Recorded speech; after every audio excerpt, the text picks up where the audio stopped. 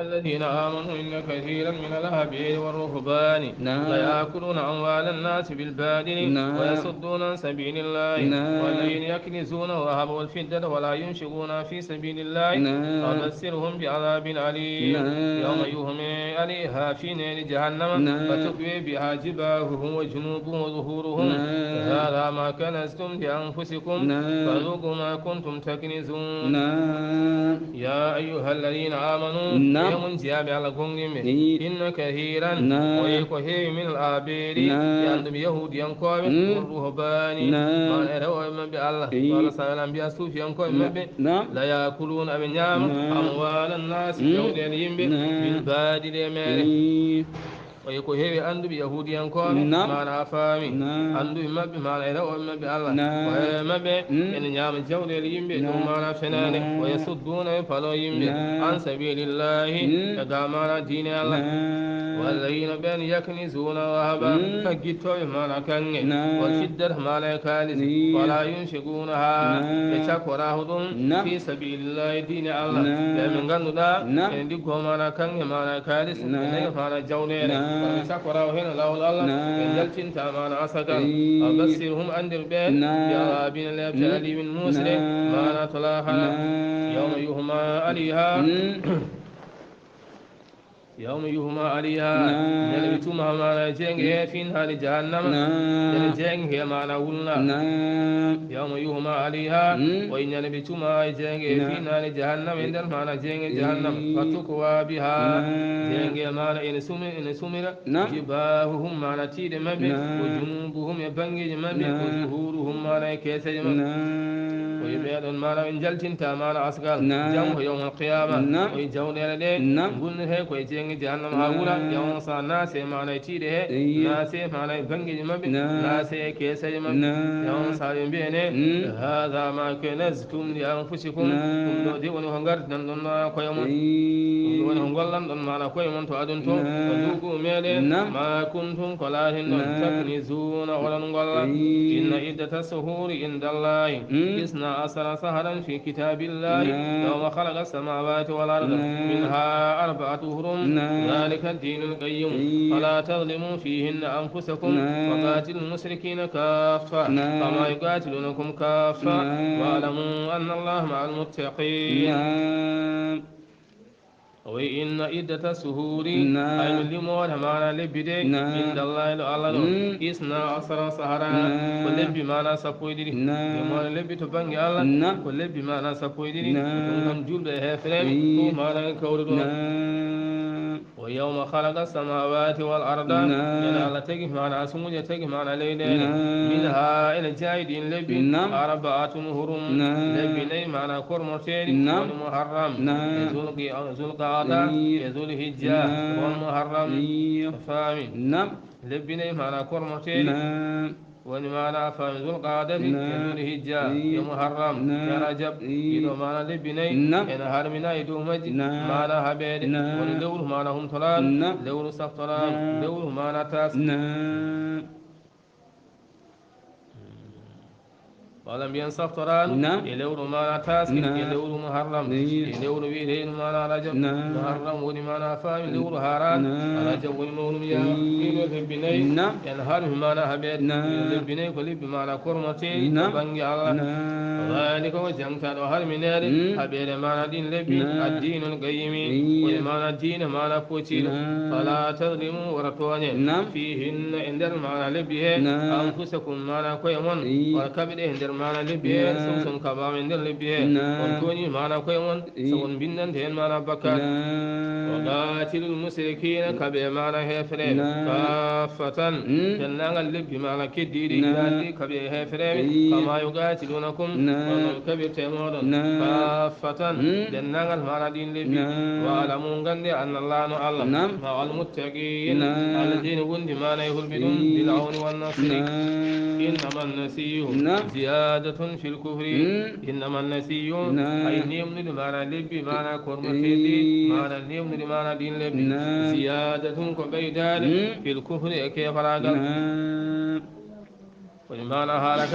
يدو لبنيد كالن لكن مكم هفلين من جدين هبير عند المعنى لور محرم يكبر عند المعنى لور معنى محرم سبكبا من دون لور لون سال لور لون هين يمبتن دون لور ونهرمنان معنى هبير يندرسن معنى لور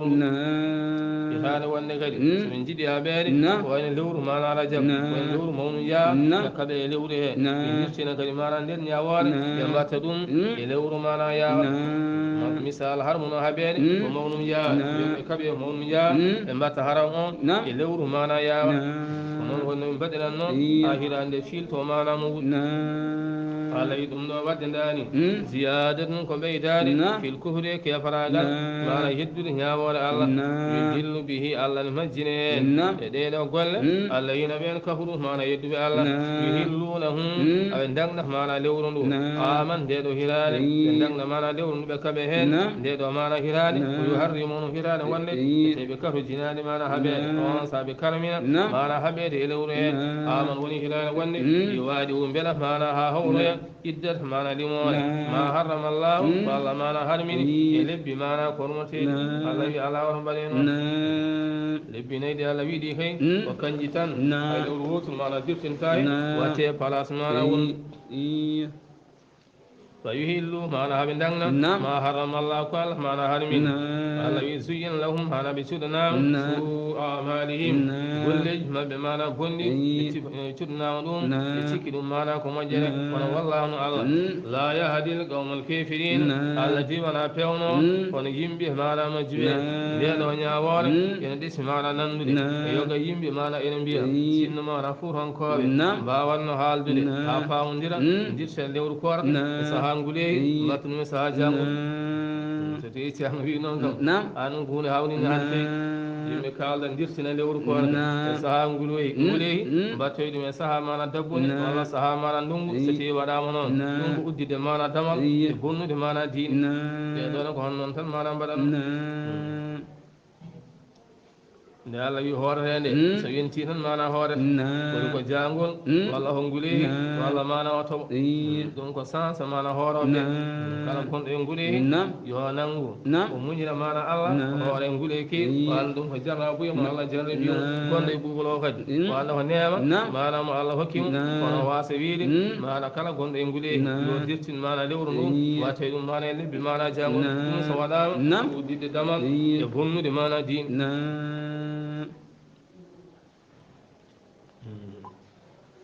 يا أيها الذين آمنوا يا أيها الذين آمنوا إذا قيل لكم انفروا في سبيل الله استثقلتم إلى الأرض أرضيتم بالحياة الدنيا من الآخرة وما متاع الحياة الدنيا في الآخرة إلا قليل إلا تنفروا يعذبكم عذابا أليما ويستبدل قوما غيركم ولا تضروه شيئا والله على كل شيء قدير ويا أيها الذين آمنوا يوم جاب على قوم بنا غير لكم ستيون بنا يمشوا ما نجهم في يا أيها الذين آمنوا يوم جاب على قوم ما لكم خلق دنيون إذا قيل لكم ستيون بنا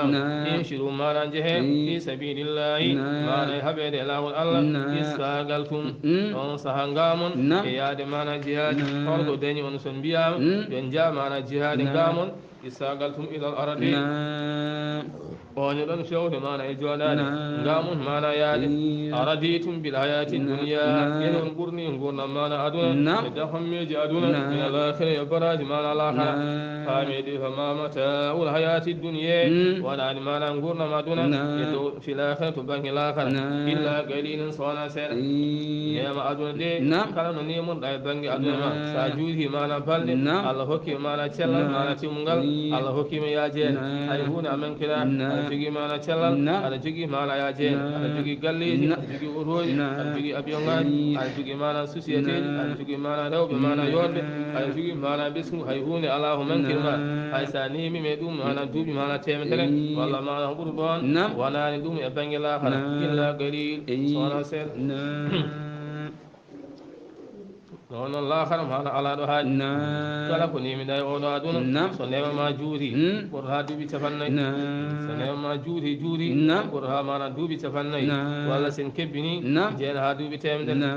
sa nimi e nder mana dubi mana temden dum birden ni Allah hokkima cellal timungal Allah hokkima yaajeen Allah hokkima kala mana kene ne mo re o do aduna sa nimi mi hen rawara hen ko maadi sa maayi to bangela han on ubbabe dubi usnere hande wala dubi ujunnaaji enen nder leydi jaltaadi so ummi hal mana wadi te yimbe gummitama kasbama ñawama ɓe nannama jeenge ɓen nannama aljanna ala ɗo haaji gonɗo e nema aljanna ko nema ala ɗo haaji gonɗo e lebte mana jeenge ko lebte ɗo ala ɗo haaji wadde noon wonani nema aljan ko banggue lahara illa galilin so wona seeɗa illa tanfiru so te on jahani haɓoyeede jihad yu asibkum allah lebte on alaban mana lebte aliman mana musde wa yastabdil allah wostito ɗon limɓe hayrekum ko jiiɗa e moɗon te wala tadurruhu sey a on jahani jihadi ho hay hunde bonnanta allah wallahu no allah ala kulli seyin kala hunde الذي معنى هتني معنى كلهون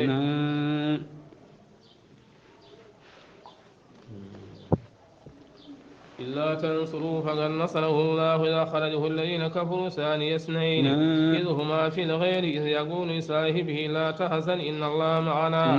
فأنزل الله سكينته عليه وأيده بجنود لم تروها وجعل كلمة الذين كفروا السفلى وكلمة الله هي العليا والله عزيز حكيم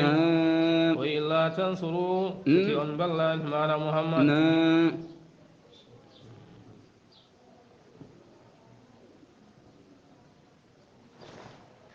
الحمد لله رب العالمين وإلا تنصروه فتيون بالله معنى الدين والله سن بالله محمد وقد نصره الله كان ودي معنى الله وليهم إذا خرجه الذين كفروا سان يلتنوا بين ما هي فلاب سان يلتنوا هي فلاب إن المعنى ما كتل مكرم سان يسنين كان فعلا ولي معنى دميجو أفامي والله متبره معنا يمبي معنا دينو الله سبحانه وتعالى ثانية أموري معنا دينو إثنين معنا يمبي دينو في توكال غوري من أمغون ديمودو معنا كان الله إذ هما في الغير سهاد من كن يمبا على هايد كان نلا الله أهوان دي أبا بكر الصديق إذ يقول لصاحبه سهاد وين كندي مكمان أبا بكر لا تحزن ورسول إن الله على معنا الذي معنا وندم فأنزل الله على جبني سكينته هبنا لهم عليه معنا نلا وأيده على سنبني جنود معنا يكون ملكات لم تروها بجهل ملكات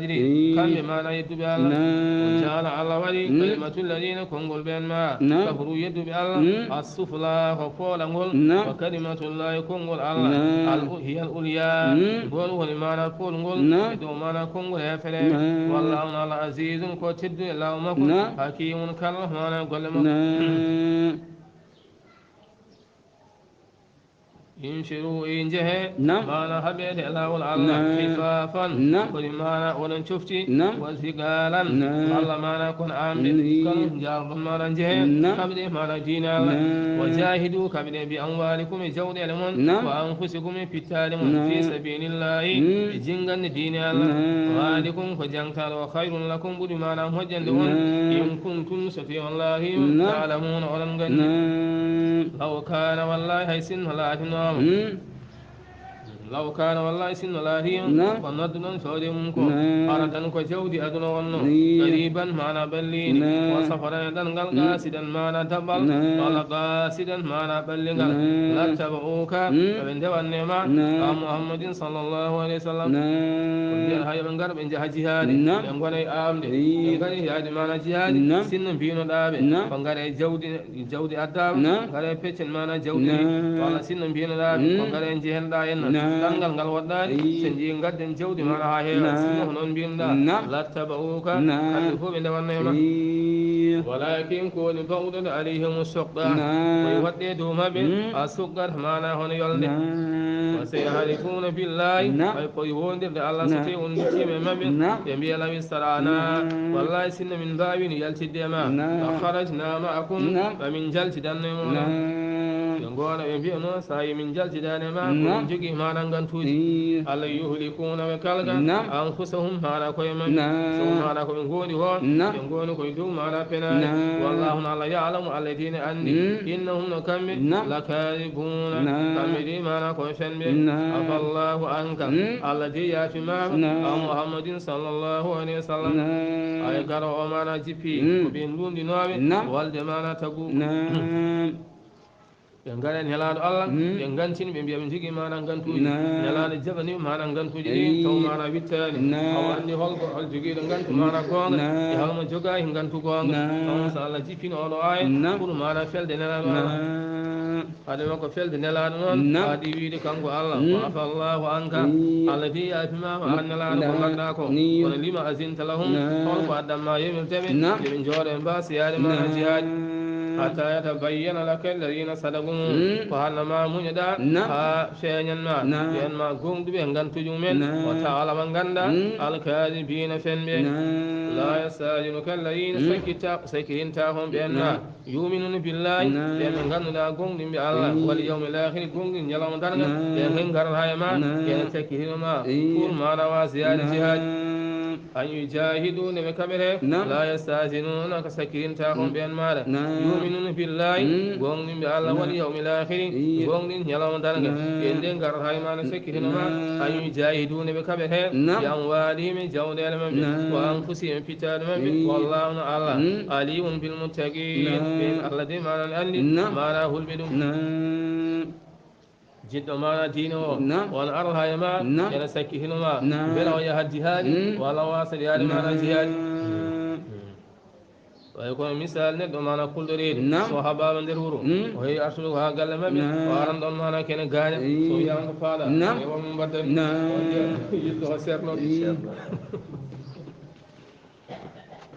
جد هابين هو أنا راجل من وانغي صحابة ما أنا يارو بانغي كوندو يوهن ما أنا كين هابتو يوم صحابة هابتو أنا كتب هاندر قال لي وني داني هابين واد كامل بيد أنا في جيبي أروح بيما كين بيما كي من دين جوجي ما نعند يا والد بين إنجمنا دمين بس يا ما أنا جهاد أينغان تقول ما أنا بنجلا كم يوم دين كم جد أياد ما هبويد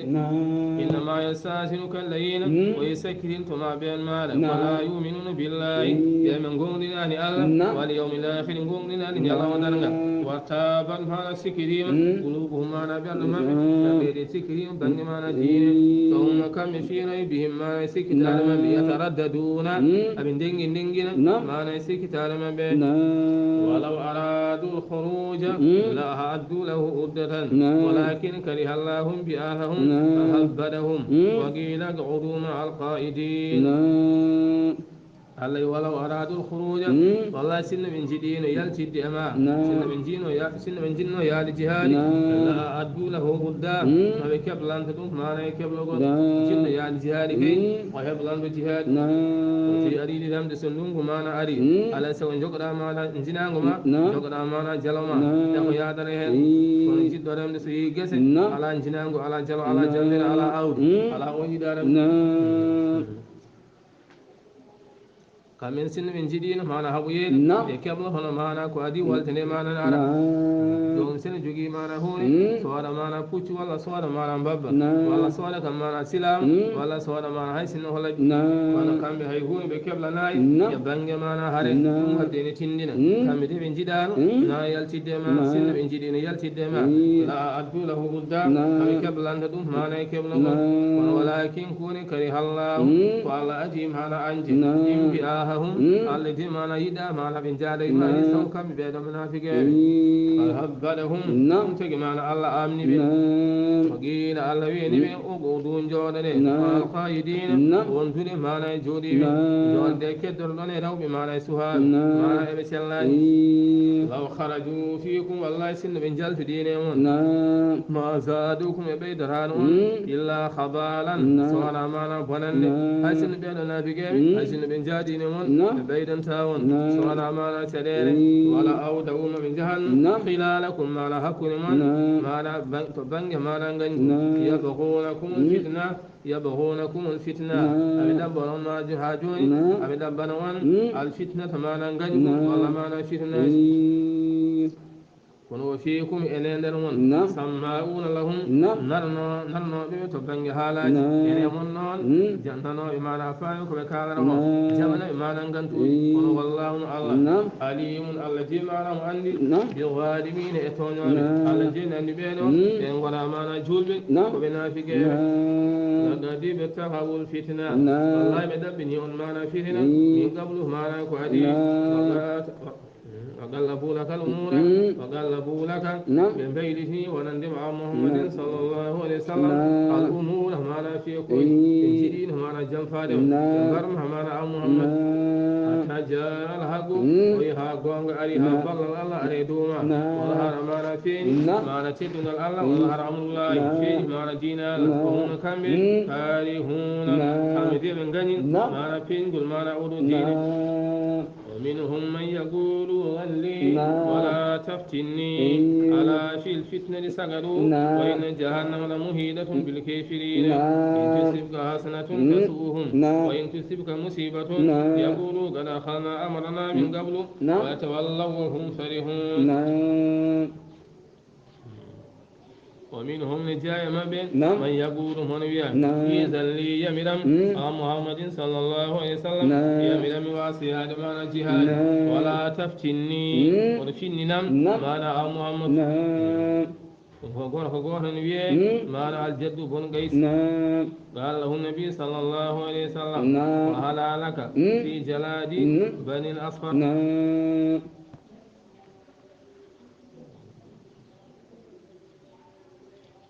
الناس الله سمير جني مكان غودا غورغو يا يا ما جهاد وإني نمين مغرم بالنساء ومنكم من ندم على جد ولو بأنا فيك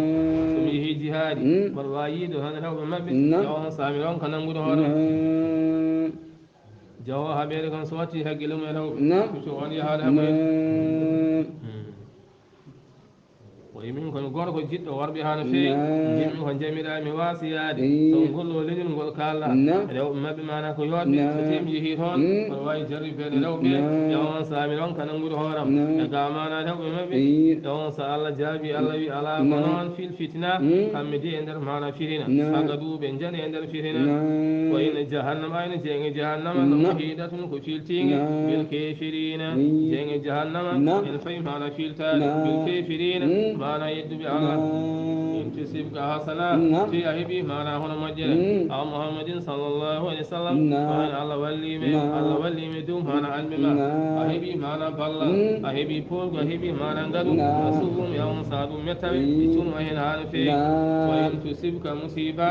ti mana chedere kibima wa in on polam yaqulu anbiya qad akhadna amrana min kamin dayin sans ba'd min jahad min qablu mana qadi wa yatawallaw wa hum yawsama bin dumto wa hum nakambi wa hum min goni mana belti sindihim ala jihad on kabama on polam on sa min gona wiide minen de min de insan ba'd min jahad de walli on sa min dutto min jaha min goni mana belti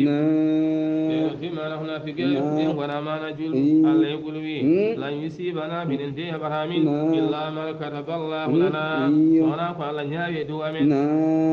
wona Allah maulana Allah woni mana kedo amin Allah woni balla amin wa ala Allah falyatawakkal yuhalla al mu'minuna mana gongdi mi kul wiba hal tarabbasuna bina onante on cabbana himin illa ihdal husnayn wana guhil mana mujji mana didi guhil mujji didi woni mana cabban don min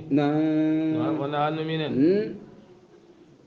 وانتبنا يمين وانا قول المعنى مجي ما ندري ولي ودين ما مجي ما ودي من برام يلا والله يوم من شهودين تي من ما من نار الجنة ولا من باس ولاد من دين فول قدو معنا أنبياء من دين براج من دين كلمة جود من قرشنا وانتبنا يمين وانا قول هذا دير جدي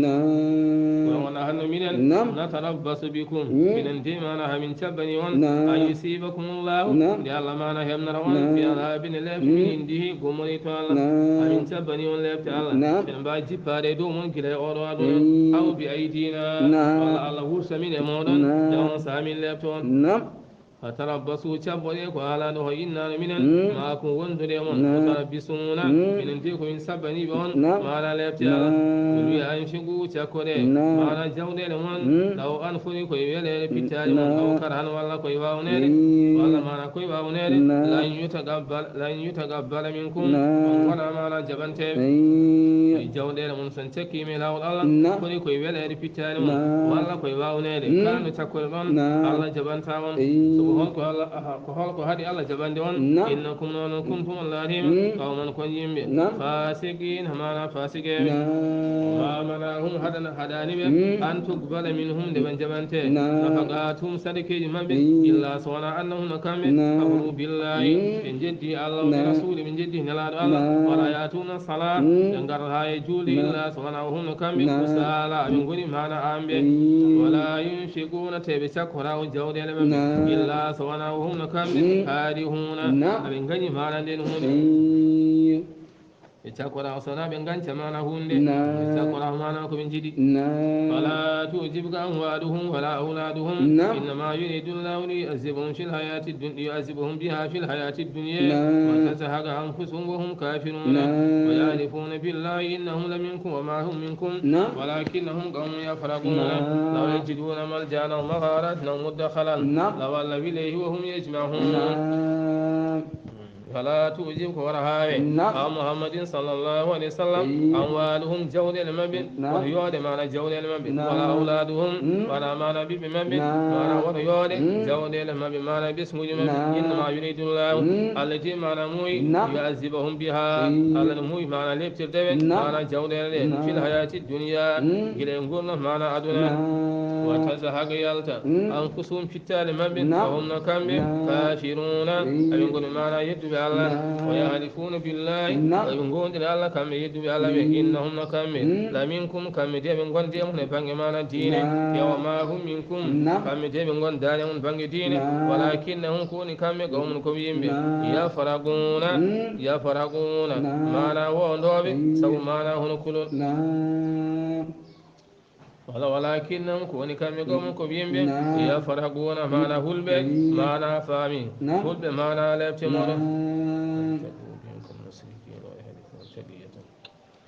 لا يجدون والله سن بنيان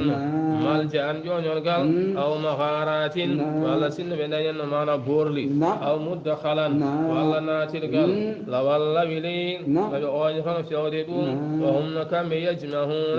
أيونغوني معنى ياتيب يعني معنى نافقين والله سن بنيان معنى جون يرقل نبي جوني بنجال تمعنى يغور مدينة والله سن بنيان معنى هنا بورنغول بناتهم بتودون وهي بور هي هابي والله سن بنيان نوكما بناري يتورني يرون من جهنم إن جالت عند الغرم على مدينة صحيح من ديامون تنكون قانون أدني ما نقول ديامون ومنهم من يلمسك في الصدقات فإن أوذوا منها ردوا وإن لم يؤذوا منها إذا هم يسعدون ولو أنهم ردوا ما آتيهم الله ورسوله وقالوا حسبنا الله سيؤتينا الله من فضله ورسوله إنا إلى الله راغبون ومنهم الجايم من يلمسك من عيب ما في الصدقات بنج ما نفتشقل ما نسرك فإن أوذوا منها ستي وحكام بنج ما نسرك ردوا ينسى وفر ما ندينون وإن لم يؤذوا منها ستي وحكام إذا هم يسخدون ينسى بتك بنغانت ما ندينون الجايم بيكونون ما نبي ينجدهم ما نجود أدونا نكامة ما نجود بيدين وهدين قوانغ سنكا ما نجود غانت ما ندينون أجوين هو ديوغا يمبي تيرن أنا بنغاري ما سفي على حكا بهاي على حكا ما أنا كاليس على حال لما خويلي من أنا كاسير تيرن أنا حكا رام كاليس حال تاويلي من أنا هاي هو نواوا أجنو هاجم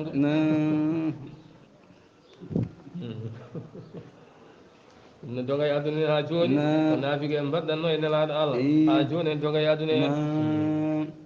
yimɓe heewɓe ndi ko belaade mumen teeno hay sinno ka ceerna so ɓe ngari ma saɗa ñawana ɓe maɗa ñawoje ɗene kawre belaade maɓɓe mbiyan ko o tigi woni ceerno bam woni ceerno aɗa anndi diine aɗa anndi mana saɗe kono ñande ñawanɗa ɓe ñawore hawrade e belaade Allah hay hunde ganda janngade haydara famane haydara kamɓe naafigue ɓe ko noon ɓe mbano e diine so tawi ɓe gaara e nelaɗo Allah nelaɗo ɗum fecce mana jawɗe ene saɗan e nelaɗo hokkiɓe haɓe beltima ɓe mbiya co diine Mouhammad de o diine gonga ñande wonde soɓe kaɗama mbiya dal o diine o caɗele tan adde Allah yi ɓeeɗo waɓe daɗi noon walla o annan walla sinno kamɓe radu ɓe belama ma atahumullahu ko Allah mana hokkiɓe wa rasuluhu e nelaɗo mum sinno mana kala ko Allah hokkiɓe kala ko nelaɗo hokkiɓe mana ɓe jondinima e ɗum ɗon wa qalu ɓe mbi hasbunallahu minen mbi mana Allah heeƴi min so yutina allahu Allah n fawi mana hokkude min fadlihi e ɓuural makko rasula e nelaɗo makko innano minen minallahi fewde Allah rahibuna kono Allah de woni ko tomin nderɗi kono Allah woni mana tomin dutta he sinno ɓe mbino noon la kana hayran lahum ma wonano ko moƴƴere mana waɗandemi إنما الصدقات للفقراء والمساكين والعاملين عليها والمولفة قلوبهم وفي الرقاب والغارمين في سبيل الله وابن السبيل فريدة من الله والله عليم حكيم ومنهم إنما الصدقات أين ما نسلك ما نسكال فأسكال ما يلتنا فالحال بحكيل حال حكيل أسكال للفقراء فوانا دهار جنب من قبل الله من جوجي سنة ونسير من جوجي يونتا مكان كوي قال مكو أون ساسر جوجي أسكال ما أنا على سكو أكو هين أون ما أنا أون جيا ويم ما أنا فل بحكيل أسكال والمساكين ولا مسكين من قبل على هيهون وعلى كل لي وعلى قدري woni biyeteɗo miskine comme ala hay batte o ala mana jawguel o ala bortil o ala baalel o ala hay hunde o ala gawri o ala kalis o woni biyeteɗo miskine o kadi hokke mana asakal wala amilin aleyha e golloɓe mana askal yohoɓe nanggu e mana asakede ɓenne dokke hen hay sinno aɓe jogui aɓe dokke hen fodde mana tampere ma wolmo walla fadi qulubuhum e yimɓe ganduɗa yinnete e mana diine eɗen kodde e ɓeɗo hefereɓe mana a faami eɗen kodde e hefereɓe so jawdi askal mana yaltinama guittene hen mana dokkeme ɓe on saaha beela aɓe jiiɗa mana diine o ɓe naate diine l'islam والغارمين ولو في الرقاب وفي الرقاب ما تشوف بعندا حال ذا بمعنى شوتي ما تشوف كال ثانا معنى شوتي أو جاوا كوسوت لكريه ماكو وأن الحكي معنى أصلا بلها بيد ونوانا دم وأن يكوسوت لي والغارمين معنى إنيم نمال بهاو بنمال بأن كرين دوكهن معنى حال يكون جبين نمال وفي سبيل الله قند إله الله قند إله الله ولقند جهاد الله المود jango qur'an walla ceerno jangino walla almudu jango walla jango e jihad e fof en dokke to bangi mana askal wobini sabili gonno e mana e ɗangal gonno e ɗangal yettoyahi hay sinno mo jogui to nokku mabɓe omo e ɗangal o kalima o ronki dañde mana a faami o ronki dañde ñamluɗomo to banggue jawɗi ken yettinamo ɗangal makko a faami so noddirima nde kanko de mo harjini askal o annene hokke hen faridatan min allahi koye ɗum ɗo o farilla mana gumori to allah wallahu no allah alimun allah de ho ganno e goole makko hakimun karalla e golle makko ɓeɗo woni yimɓe jeetato fanɓe hokkede askal kono hannde askal so yaltinama jomum hokkano sihlamu mum hokka mana kala mo yiɗani won woni mana mo hokkata sihil makko kala no wayi ala wona askal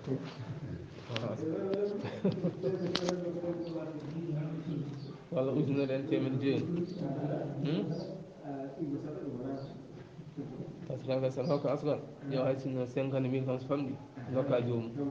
eyo 100 000 en ko nandi hen kono ujunere ujunnaje ɗiɗi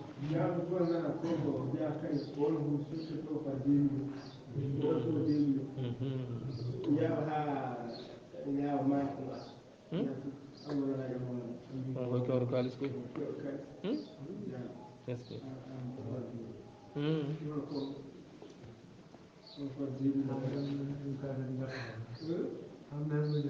que gartoɗa garoy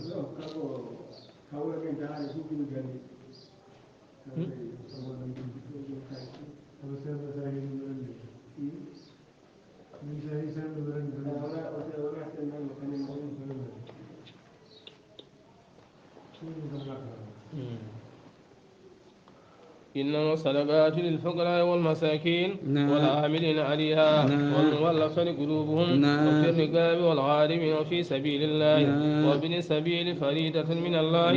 والله عليم حكيم ومنهم الذين يؤذون النبي ويقولون هو أذن قل أذن خير لكم يؤمن بالله ويؤمن للمؤمنين ورحمة للذين آمنوا منكم والذين يؤذون رسول الله لهم عذاب عليم يحلفون بالله لكم ليرضوكم والله ورسوله حقا يرضوه إن كنتم مؤمنين ومنهم الجايما بكم منافقين الذين بين يؤذون النبي صلى النبي صلى الله عليه وسلم من غيبنا نلاد الله ويقول ينبينا نلاد الله وهو أذن محمد ونرم نفل يبي كم كلا كوهالنا كوهان كوهيد يدرو كلا كوهالنا كوهان وهين وجه معنا كوهيدرو يبي محمد ونرم نفل كلا قدير مكو ina wayna kanko mana jeymu kayum mana jeymu kala gadire makko kayum mana jeymu kala ko halna kanko muhammad ko mana ko jaba Allah e gulwi kanko mana muhammad wande mo nanam no falde usnun wande mo nanam no fal khairin lakum ko mojjere wadande on kanko nanam tan mana ko moji o jabartan mana ko moji kala ko halna mojjere o jabar mojjere de so halna ko mojjare o jabara mana bonan wadde kanko muhammad kanko de ko nano khairin lakum mojjere mana wadande on wala wande mo nanam no fal ko mojjere wadande on sabu kanko nanam tan mana ko moji onan ta mana ho boni yuminu billahi am gongni Allah o yu'minu lil mu'minina kadam gongni julbe mana gongni be Allah so julbe kalnimu am jaba mana khabar ورحمة كوير مال للذين ولن آمنوا منكم قوم بين والذين بين يؤتون ما يؤذون تونيا رسول الله هلال الله لهم نواد بين عذاب لابت علي موسى الآخرة يحلفون بالله لكم أن قول الله ولن دون كمنافقين يرضوكم بالحرم بالنعم ولن ما لا جول بين والله الله ورسوله هلال أحق كم قريهان أن يرضوه بله ما يا رب أن جول بلاد أبو بلاد الله أبا بلاد نلاد الله لا صدق ما لا بلادنا إن كانوا ستي بلادهم مؤمنين بقولنا الله ألم يعلموا بلا من غندا أنه كوني من يهادي الله فلو نور دير الله ورسوله نلادهم فأن له نواد نار جهنم جنگ مانا جهنم خالدين فيها كيف مساسو مانا جنگ ذلك هو جنگتادو الخزي العظيم ومانا غتي مانا مود نانير مانا جنگ ندي مانا غتي مانا مود مانا تلاخر مصيبه كني مانا مود تلاخر يا هزار المنافقون وين رين تنافقين أن تنزل عليهم يجيبين تمانا يتوما من سورة مانا سمانا تنبئهم لنهب ربي بما في قلوبهم ونبر مبي بغنا في غاغا الله يقول بي استهزئوا مانا دين تدين والله مانا جلك هيولو دين إن الله الله مخرج الذي كو جلتنا ما تهزرون كون دين تردنكو بغنا في غاغا غونغال بيرلون ما يلتن مانا حالا ولا إن سالتهم والله ستي أنام لما مبين محمد صلى الله